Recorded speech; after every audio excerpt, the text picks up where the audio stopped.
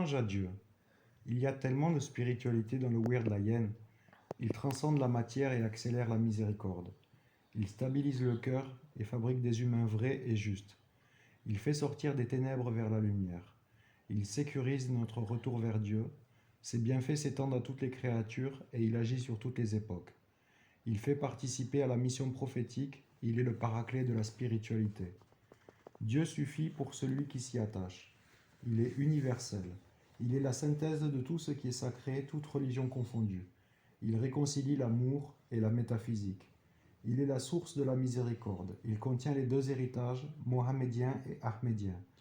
Il est le wird du Saint-Esprit. Qu'Allah nous enracine dans son amitié et nous éloigne des faux pas. Qu'il donne la victoire à son parti, le parti du beau, du bon, du vrai, de l'utile, les gens de son amour. Qu'il multiplie ses grâces et prenne pitié des enfants d'Adam et Ève, sur eux la paix. Qu'il garde en sa mémoire son amour, sa tendresse et sa sollicitude pour l'espèce adamique, et qu'il revienne vers elle sans considération pour ses négligences. Qu'il réconcilie les humains avec la sagesse et qu'il détourne de nous ses épreuves. Qu'une pluie torrentielle de flux de grâce subtile et d'élévation submerge l'âme éternelle de l'apôtre, le sceau de la création, le bien-aimé d'Allah, celui qui est la raison d'être de toute créature.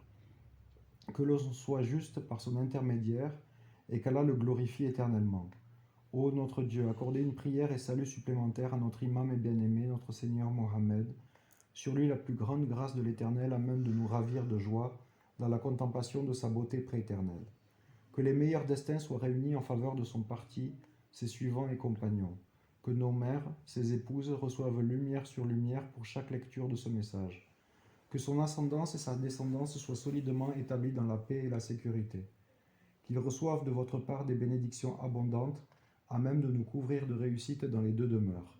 Vous ne cessez d'être existant et unique, et ce que la créature soit reconnaissante ou non. Vous ne cessez d'être céleste et parfait en dépit des illusions de la créature.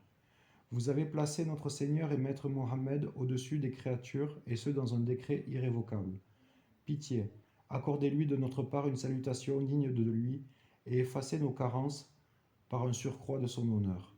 Le propos de ce message est d'étayer le fait que le Weird Lion est l'évangile de Jésus, fils de Marie, sur lui la paix, englobant le début et la fin.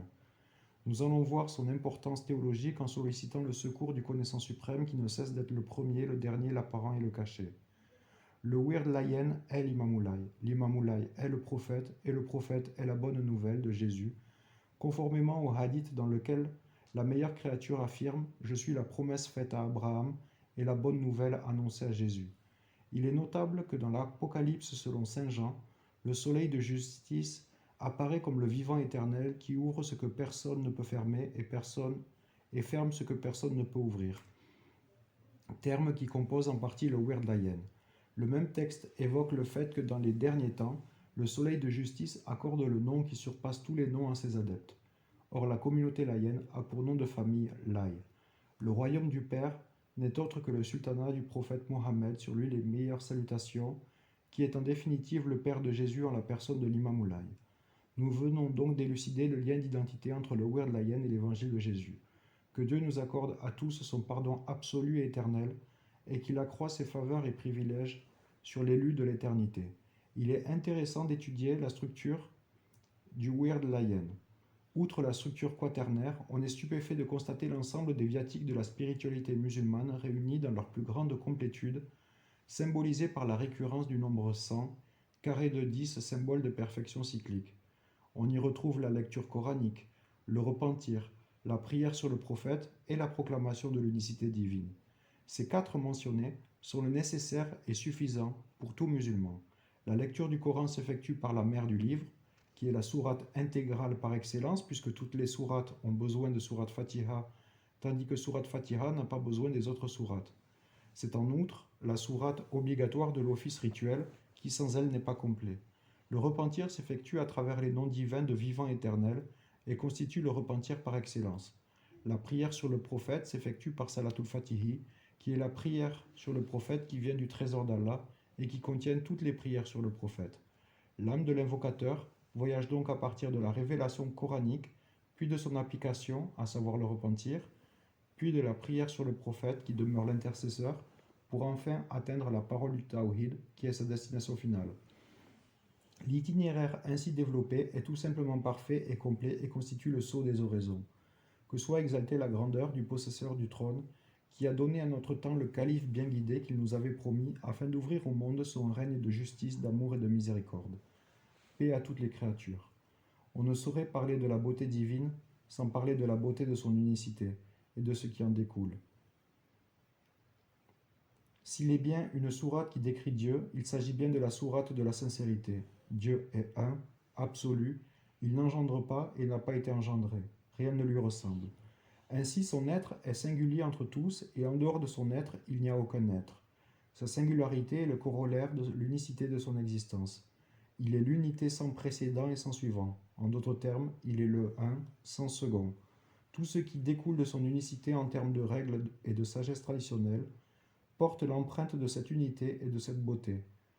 Une œuvre d'art, dotée de proportions parfaites, éveille dans l'âme un sentiment esthétique qui n'est autre que la réminiscence d'une harmonie supérieure, soudain entrevue, allumant dans le cœur la flamme de la nostalgie de l'ordre céleste, où chaque chose occupe sa juste place au sein d'une harmonie prééternelle. Si l'unité est souveraine dans le monde de l'esprit, elle se décline en fraternité dans le monde d'ici-bas. Qui n'a jamais été ému devant la beauté d'un hadith saint?